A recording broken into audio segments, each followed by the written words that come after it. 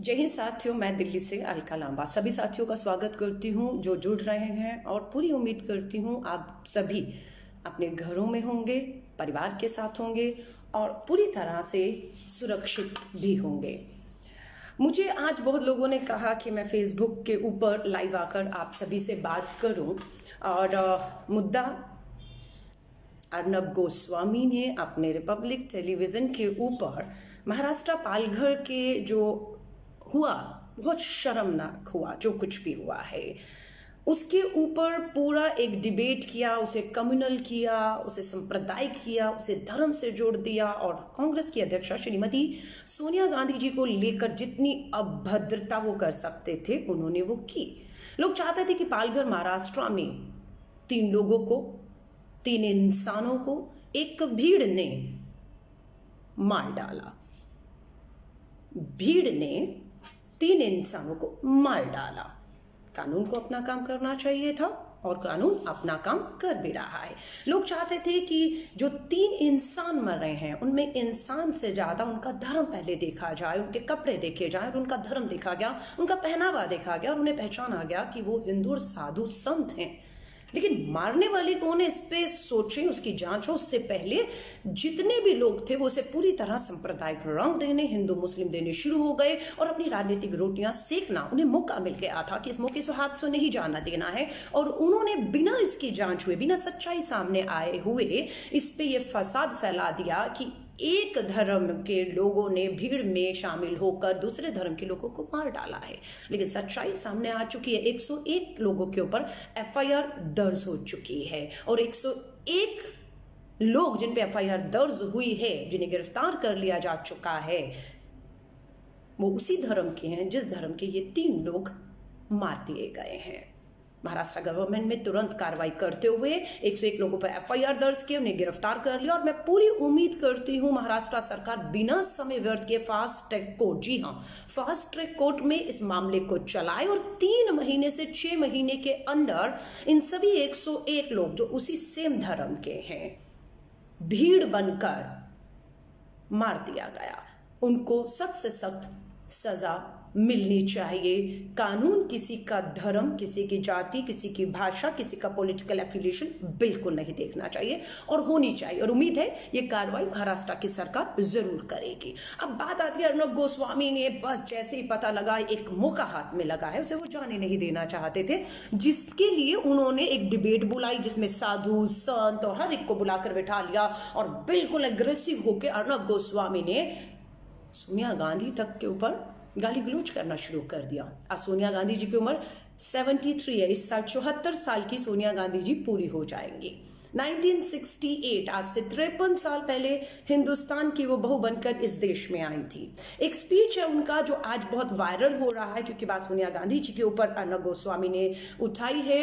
और मैं सभी से कहूंगी, बेटी बहू बनती है और जब बेटी बहू बनकर किसी के घर जाती है तो माँ और पिता उसे बताते हैं कि जिस दरवाजे पे तेरी डोली जा रही है उसी दरवाजे से तेरी अर्थी उठनी चाहिए।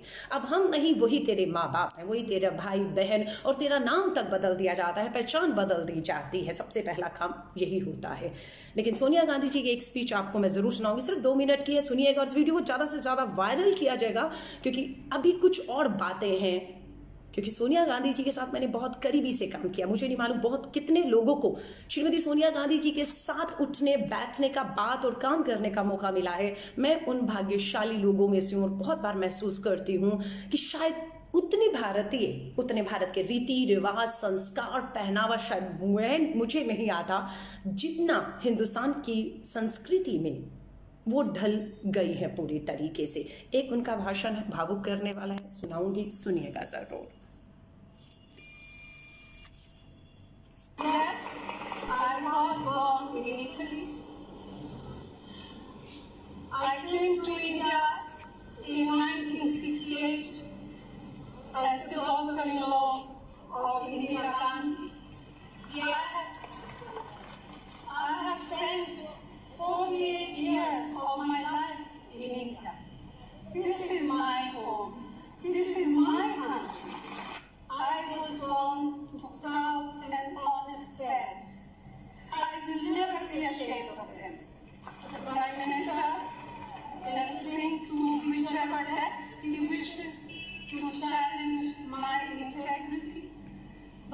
cannot take the truth away from my commitment and my love for India. And it is here that my ashes will mingle with those of my loved ones.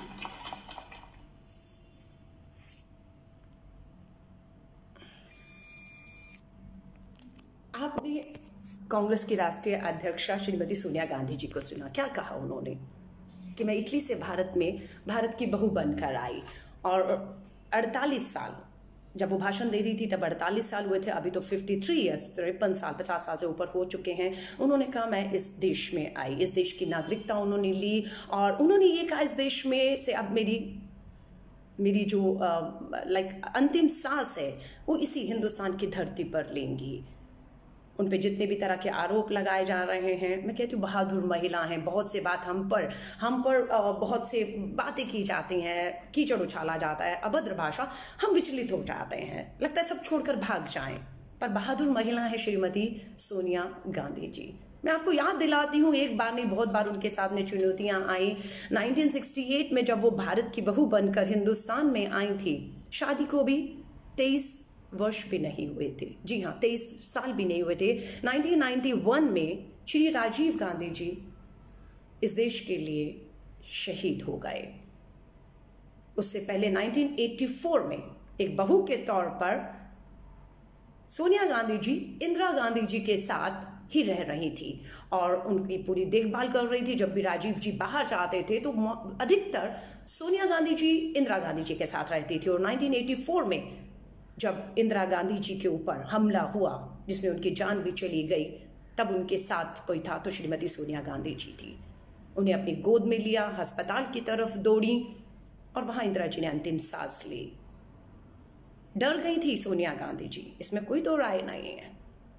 बहुत बातें होने लगी 1984 में, और सबसे ज्यादा संघ भाजपा के लोगों में एक उत्साह इस तरीके का था कि शायद अब, क्योंकि राजीव जी का राजनीति में इंटरेस्ट नहीं था बिल्कुल भी, और सोनिया जी कभी नहीं चाहती थी कि राजीव जी हिंदुस्तान की राजनीति में कदम रखे, खासतौर से 1984 इंदिरा जी के असैसिनेशन, हत्या के बाद। भाजपा में जश्न होना स्वाभाविक था, उनको लग रहा था कि उनकी राह का कांटा निकल गया है। लेकिन 1984 में इंदिरा जी के बाद राजीव जी को मनाया गया, सोनिया जी के मना करने के बावजूद, क्योंकि उन्हें चिंता थी, उनके सामने उनके इंदिरा जी ने प्राण त्यागे थे और राजीव जी की भी जान को खतरा था, उनके परिवार को खतरा था, उन्हें ऐसा लगने लगा था। लेकिन पूरी कांग्रेस ने एकजुट होकर राजीव गांधी जी को प्रधानमंत्री की शपथ दिलाई और वो 1984 इंदिरा जी के बाद देश के प्रधानमंत्री बने। लेकिन सोनिया जी ने साथ नहीं छोड़ा, पूरी अफवाहें फैला दी गई 1984 के बाद कि अब राजीव जी का राजनीति में इंटरेस्ट नहीं है, सोनिया गांधी जी उन्हें राजनीति में आने नहीं देना चाहती। अब राहुल जी की उम्र 14 साल थी और प्रियंका गांधी की उस समय उम्र 12 साल थी। अब देश छोड़कर, देश का सारा खजाना देश को लूट कर भाग जाएंगे। ये उस समय जो है अफवाहें फैलाई जाती थी संघ और भाजपा के द्वारा कि बदनाम किया जाए, नहीं भागने वाले हैं, लेकिन वो भागे नहीं।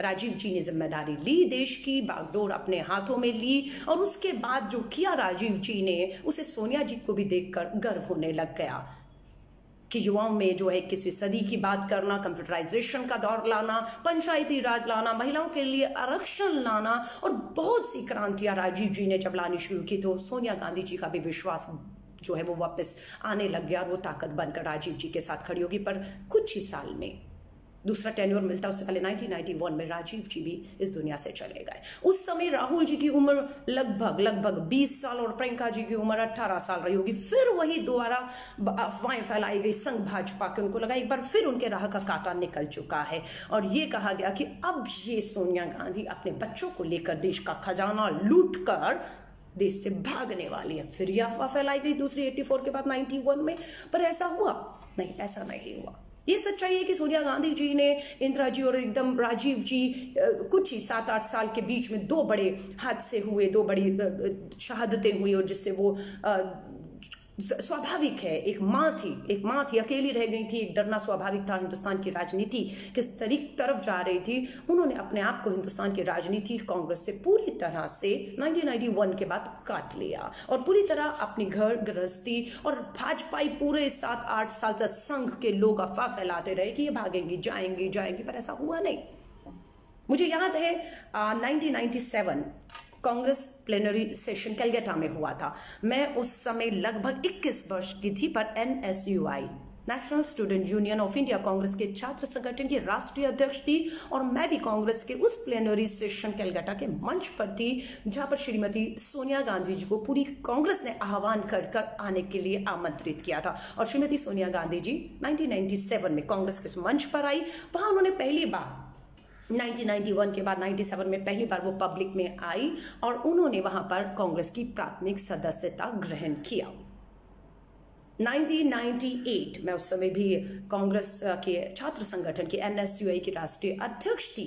वो जो दौर था कि कांग्रेस बिल्कुल नीचे की तरफ जा रही थी, संगठन का कुछ पता नहीं था, देश की सरकारों में पता नहीं कितने प्रधानमंत्री जो है वो एक के बाद एक बदल रहे थे, अस्थिरता का दौर था। और उस समय श्रीमती सोनिया गांधी जी से 1998 में कांग्रेस की कमान संभालने के लिए कहा गया, क्योंकि देश के लिए कांग्रेस का एक रहना, कांग्रेस का मजबूत रहना बहुत जरूरी था। और कांग्रेस को एक रखने का काम, मजबूत करने का काम और आगे ले जाने का काम अगर कोई कर सकता था तो वो श्रीमती सोनिया गांधी जी। ये कांग्रेस की एक विश्वास था। मैं उस दौर में NSUI राष्ट्रीय अध्यक्ष थी, इसलिए बहुत करीबी से उस सारे घटनाक्रम को मैं देख रही थी। और सोनिया गांधी जी ने उस समय मान लिया, तैयार हो गई कि मैं कांग्रेस की जिम्मेदारी लेने को तैयार हूं, बट चुनाव के माध्यम से।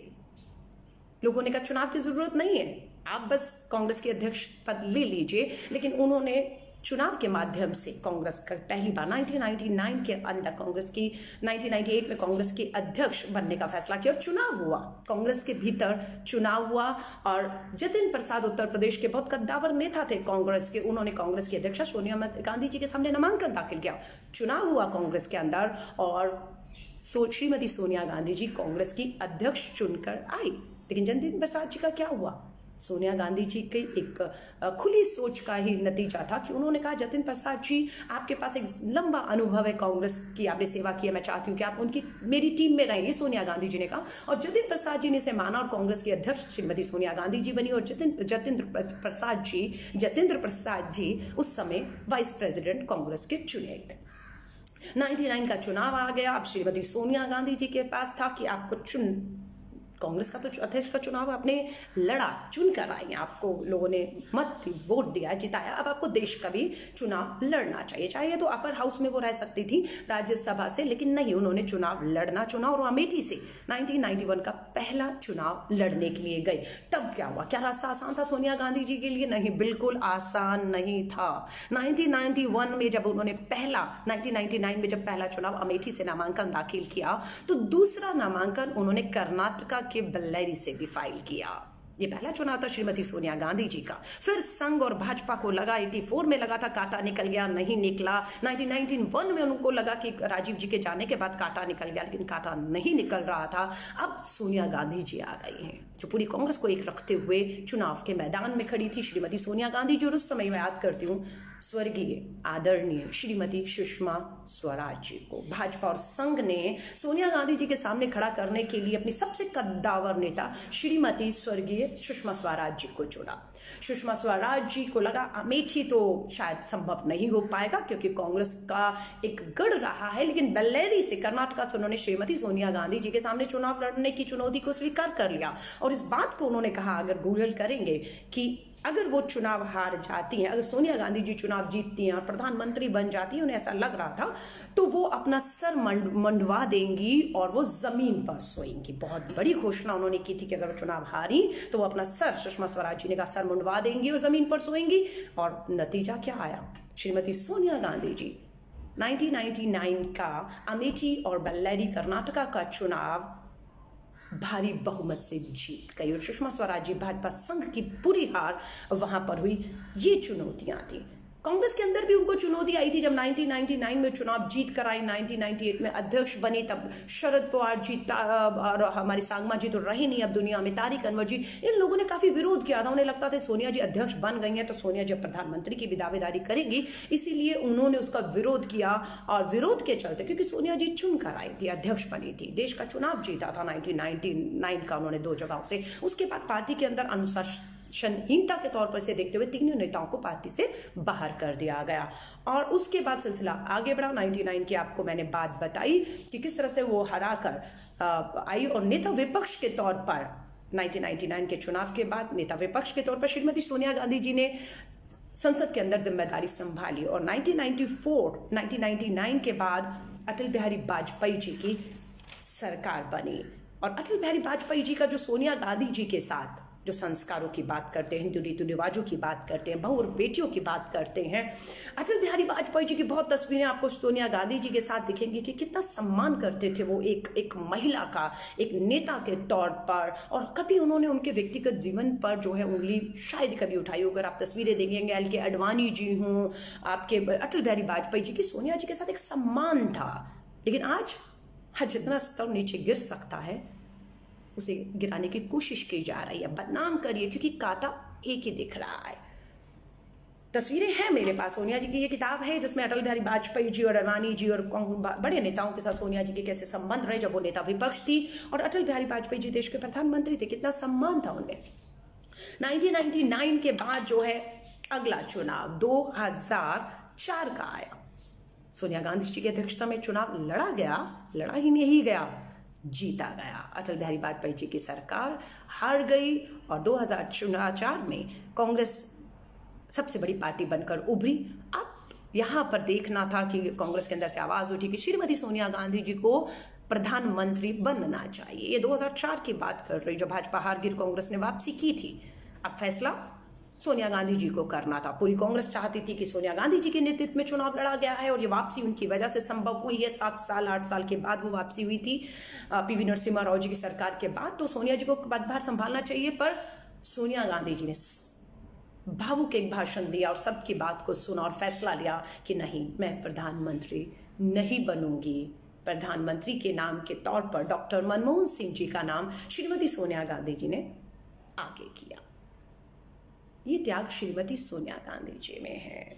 ये बलिदान इंदिरा जी और राजीव जी के बाद हिंदुस्तान की ज़मीन से जुड़े रहना और इस तरह के भाषण जो आपको मैंने शुरू में सुनाए हैं कि उन्होंने कहा है, मुझे गर्व है अपने माता पिता के ऊपर जिन्होंने मुझे जन्म दिया। 1968 में मैं वहाँ से भारत बहू बनकर आई और आज मैं अपनी पूरी ज़िंदगी 50-53 साल मैंने दिए हैं और अब मेरी यहीं पर जो है मैं चाहती हूँ वो अंतिम सांस ले। 73 साल की हो चुकी हैं।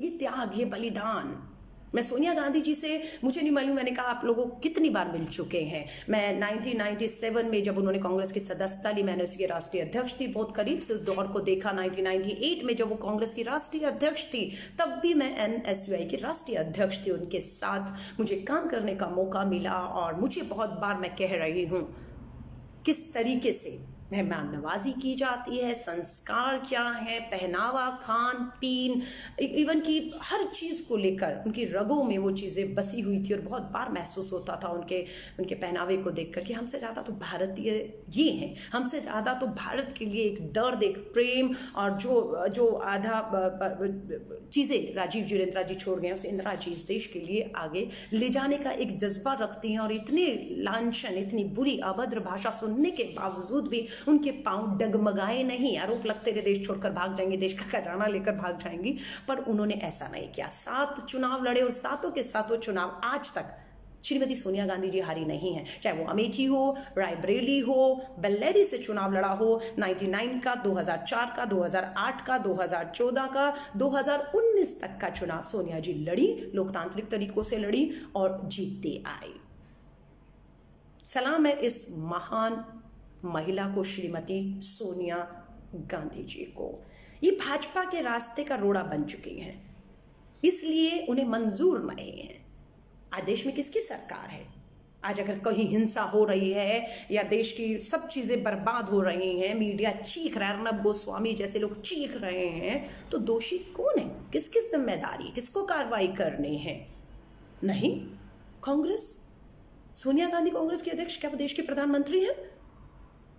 अगर उनके कांग्रेस के गठबंधन से महाराष्ट्र में सरकार चल रही है तो श्रीमती सोनिया गांधी जी ने महाराष्ट्र के मुख्यमंत्री से बात करके इस बात को सुनिश्चित किया कि ये जो घटनाएं हुई हैं ये बिल्कुल शर्मसार हैं, कड़ी से कड़ी कार्रवाई होनी चाहिए। और कड़ी से कड़ी कार्रवाई हुई।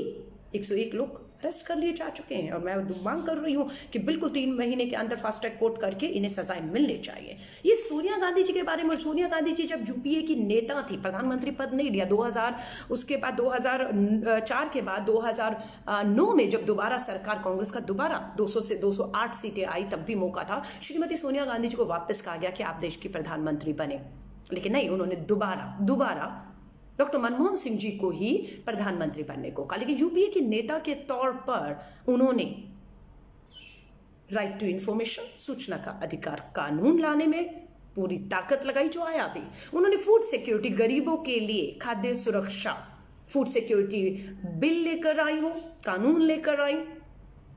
MNREGA, Mahatma Gandhi national rural employment act लेकर आई कि ग्रामीणों को रोजगार मिलना है। ये यूपी के नेता के तौर पर, और न्यूक्लियर डील जैसे में मनमोहन सिंह जी के पीछे अगर कोई ताकत बनकर खड़ा था, जब लेफ्ट भी हट गई थी, तब श्रीमती सोनिया गांधी जी डॉक्टर मनमोहन सिंह के सामने, क्या अमेरिका के सामने झुकेगा नहीं, डॉक्टर मनमोहन सिंह के पीछे पूरी कांग्रेस अध्यक्षा श्रीमती सोनिया गांधी जी ताकत बनकर खड़ी थी। श्रीमती सोनिया गांधी पहली कांग्रेस की ऐसे नेता है जिन्होंने 2 दशक पूरे किए हैं। बहुत से कांग्रेस के राष्ट्रीय अध्यक्ष रहे, लेकिन इतना बड़ा सर्वसम्मति से पूरी पार्टी को एक लेकर आगे चलने का अगर सबसे बड़ा कीर्तिमान किसी के नाम पर है तो उस बहादुर महिला कांग्रेस की अध्यक्षा श्रीमती सोनिया गांधी जी के पास है। मुझे याद है सीताराम येचुरी जी ने भी एक बार बात की थी, जब सोनिया जी ने राहुल गांधी जी को जिम्मेदारी देने की बात की तो उन्होंने कहा राहुल जी एक भविष्य के युवा नेता हैं जरूर, लेकिन पूरी यूपीए को अगर कोई एक रख सकता है, जो यूपीए का हिस्सा थे, घटक दल थे, बहुत बार होता था कि एक चुनौती आती थी कि सबको लेकर फैसले करके सरकार को आगे बढ़ना है, तो कहा जाता था, सीताराम येचुरी जी ने खुद अपने इंटरव्यू में कहा कि सोनिया गांधी जी उस गोंद का, उस गम का काम करती हैं जो सारे दलों को बांध कर रखती हैं। कांग्रेस को तो बांध कर रखा ही हुआ था उन्होंने, उन्हीं के नेतृत्व में 10 साल कांग्रेस ने एक शानदार सरकार चलाई और देश की अर्थव्यवस्था से लेकर बेरोजगारी से लेकर किसानों के लिए काम हुए। सूचना का अधिकार, मनरेगा, फूड सिक्योरिटी सोनिया गांधी जी के नेतृत्व में डॉक्टर मनमोहन सिंह जी लेकर आए। आज मैं आपको एक बात बता रही हूं, क्यों भाजपा संघ को सोनिया गांधी से डर लगता है, क्यों अर्नब गोस्वामी जैसे इनके गोदी मीडिया को चीख चीख कर अपना गुस्सा निकालना पड़ता है। क्यों? क्योंकि उन्हें मालूम है श्रीमती सोनिया गांधी कांग्रेस की आज की तारीख में फिलहाल एकमात्र नेता है जो न केवल पूरी कांग्रेस को एक सूत्र, एक धागे में बांध कर रखे हुए हैं, बल्कि उन्होंने 2004 से 2014 10 साल ये भी साबित कर दिया कि उनमें इतना सक्षम नेतृत्व है कि वो इतने सारे घटक दलों को एक साथ रखकर देश में एक कामयाब 2010 तक मनमोहन सिंह जी के नेतृत्व में 10 सालों तक सरकार चला पाई। ये उनका क्षमता है, ये उनकी नेतृत्व है। व्यक्तिगत हमले हुए जो आज भी हो रहे हैं, मैं आपसे कहूंगी इनकी ये जो बौखलाहट है ना, इससे आपको खुश होना चाहिए। इशारा करता है कि ये डरे हुए हैं, ये श्रीमती सोनिया गांधी जी के नेतृत्व से डरे हुए हैं। वही महिला है जो इन्हें चुनौती देती है। एक और तस्वीर है, ये सोनिया गांधी जी की जो तस्वीर है, वो किताब है, इसमें वो फोटो शेयर की गई हैं जो अटल जी के साथ, अडवाणी जी के साथ हैं उनकी। और मैं आपको जरूर ये किताब थोड़ा सा फोटोग्राफ्स दिखाना चाहूंगी, आप देखिएगा कि राजनीति होती थी। ये देखिए श्रीमती सोनिया गांधी जी अडवाणी जी के साथ जब वो नेता विपक्ष थी, इस तरह के संबंध हुआ करते थे। ये शरद पवार जी के साथ है, ये 1999 में वो पहला अपना नामांकन दाखिल कर रही थी, उस समय है। यहाँ आप देखते हैं अटल बिहारी वाजपेयी जी जब देश के प्रधानमंत्री थे, अटल बिहारी वाजपेयी जी जब नेता विपक्ष के तौर पर सोनिया गांधी जी को बुलाकर बातचीत की जाती थी। यहाँ पर भी आप देखिएगा, ये इंदिरा गांधी जी का, माफी चाहूंगी, राजीव जी के फ्यूनरल का तस्वीरें हैं। इसमें मैं आपको ये देखिए, ये एक शानदार तस्वीर है। देश के प्रधानमंत्री श्री अटल बिहारी वाजपेयी जी जब देश के प्रधानमंत्री थे, नेता विपक्ष सोनिया गांधी जी को बुलाया जाता था, बात की जाती थी, सम्मान दिया जाता था, जो शायद आज के भाजपा संघ के प्रधानमंत्री कहें, गृह मंत्री कहें, नेताओं को देना नहीं आता है। बौखलाहट है, डर है। क्यों मोदी जी को और मैं कहूंगी अमित शाह को सोनिया गांधी जी पसंद नहीं है, ये देखिएगा।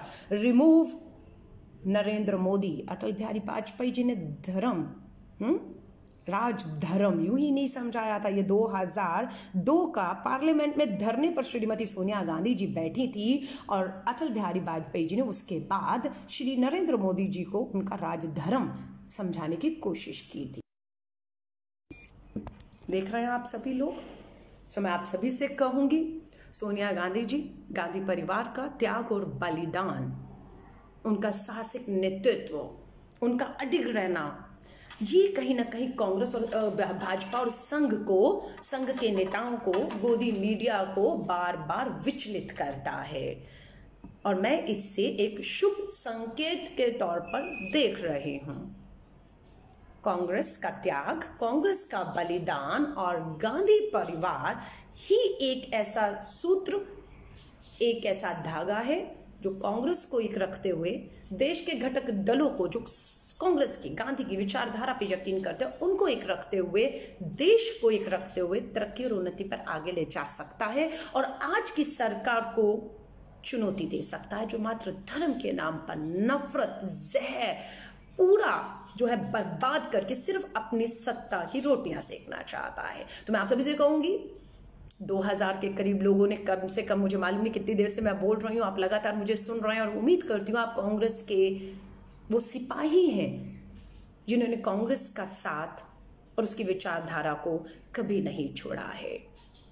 इस कांग्रेस का गांधी परिवार हो, कांग्रेस की विचारधारा, कांग्रेस का साथ हो, मत छोड़िएगा, क्योंकि देश का भविष्य अगर किसी के भी हाथ में सुरक्षित है तो हाथ कांग्रेस का हाथ है।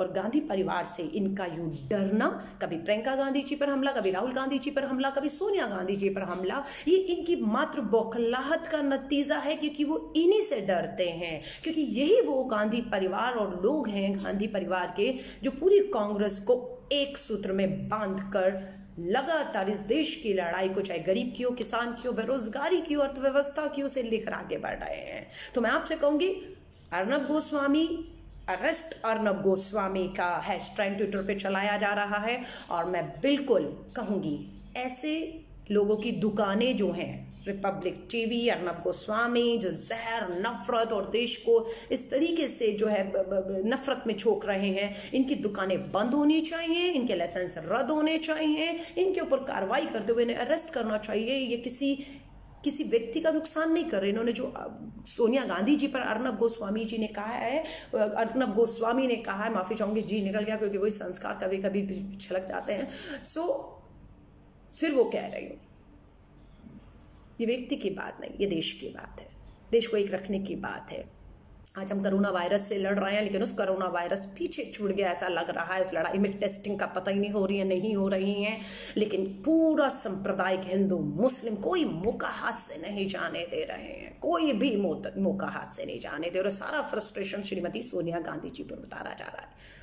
मुझे गर्व है कि मुझे याद है 2007 में, 1997 में तो जब वो प्राथमिक सदस्यता सोनिया गांधी जी ने ली थी, 98 में कांग्रेस की अध्यक्ष पहली बार वो बनकर आई थी, तब मैं एनएसयू की राष्ट्रीय अध्यक्ष थी, इसलिए बहुत बार किस्मत वाली हूँ कि सोनिया गांधी जी के साथ काम करने का, उनके साथ बात करने का, मिलने का मुझे बहुत बार मौका मिला। और 2007 में मुझे याद है जब सोनिया गांधी जी ने अपनी ऑल इंडिया कांग्रेस कमेटी की टीम का गठन किया था, उस समय 2007 की कांग्रेस कमेटी का जब गठन किया और राहुल गांधी जी पहली बार सक्रिय राजनीति में कांग्रेस के महासचिव बनकर आए थे, तो प्रेस कॉन्फ्रेंस में मैं भी बैठी थी और यकीन नहीं कर रही थी कि कांग्रेस की अध्यक्षा श्रीमती सोनिया गांधी जी ने ऑल इंडिया कांग्रेस कमेटी का ऐलान करते हुए मुझे उसमें जगह दी। और 2007 में दिल्ली से मैं अकेली महिला कांग्रेस की, ऑल इंडिया कांग्रेस कम्युनिटी की राष्ट्रीय सचिव के तौर पर सोनिया जी के टीम में उनके साथ काम करने का मुझे मौका मिला।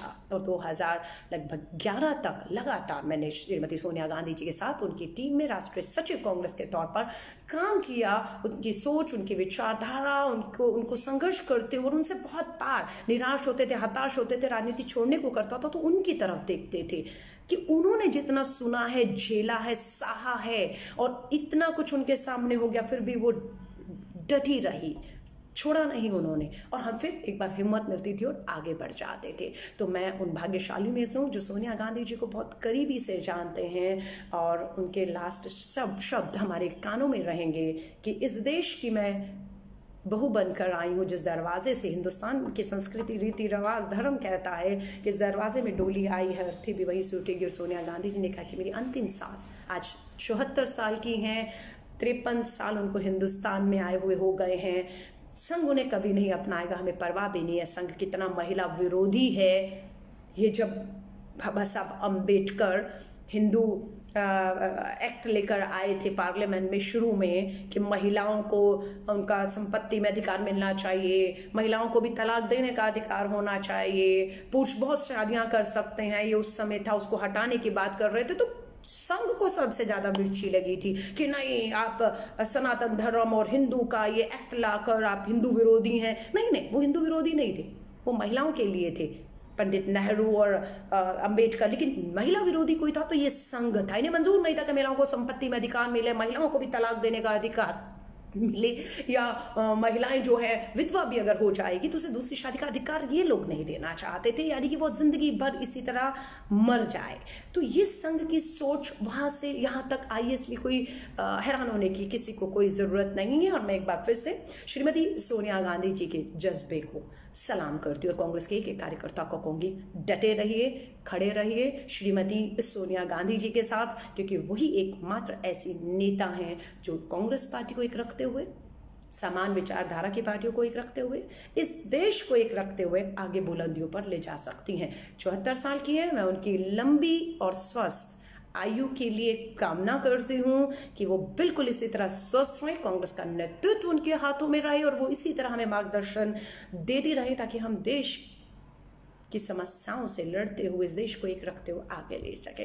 मैं सभी साथियों से निवेदन करूंगी, खासतौर से कांग्रेस के समर्पित सिपाहियों से, अपने साथियों से, कि इस वीडियो को ज़्यादा से ज़्यादा शेयर करिएगा, क्योंकि लोग आज बहुत डिमोरलाइज हैं कि क्यों अर्नब गोस्वामी ने श्रीमती सोनिया गांधी जी को लेकर या पालघर महाराष्ट्र में सांप्रदायिकता फैलाई, उसे अरेस्ट करना चाहिए। नकारात्मक को छोड़िए और अपनी सकारात्मकता, अपनी पॉजिटिविटी को आगे लाइए। बहुत अच्छाइयाँ हैं कांग्रेस में, कांग्रेस के पास एक बहुत बड़ा अनुभव है। यूं ही अटल बिहारी वाजपेयी जी, अडवाणी जी श्रीमती सोनिया गांधी जी को नेता विपक्ष के तौर पर बुला कर उनसे राय नहीं लिया करते थे, इसलिए लिया करते थे कि उन्हें मालूम था कि सबसे लंबा समय अगर किसी ने इस देश को चलाया है, इस देश को चलाने का अनुभव है, विपरीत परिस्थितियों से लड़ने की अगर किसी के पास क्षमता ताकत है वो कांग्रेस के पास है। इसलिए अटल बिहारी वाजपेयी जी भी प्रधानमंत्री होते हुए श्रीमती सोनिया गांधी जी को और नेताओं को लगातार बुलाकर राय मशुरा करते रहते थे। तो वो अनुभव है कांग्रेस पर। आज की सरकार को डर लगता है बात करने से, उन्हें डर लगता है बात करने से कि उनकी सत्ता हाथ से ना चली जाए। समझ रहे हैं? मेरी शुभकामनाएं आप सभी के साथ हैं। जाते जाते एक बार वीडियो शेयर जरूर करिएगा, हर कांग्रेस के कार्यकर्ता तक ये पूरी सोनिया जी के त्याग और बलिदान की कहानी पहुंचना बेहद जरूरी है, ताकि हम एक रहे, हम विचलित ना हो। और लास्ट, घरों में रहिए, परिवार के साथ रहिए और सुरक्षित रहिए। मेरी शुभकामनाएं हैं। कोशिश करूंगी आपसे दोबारा जुड़ूंगी। 1,500 लोग अभी तक जुड़े हुए हैं, आप सभी का तहे दिल से धन्यवाद। जय हिंद, जय भारत। मीम न्यूज वेब ताज़ा तरीन खबरों के लिए सब्सक्राइब करें हमारा चैनल।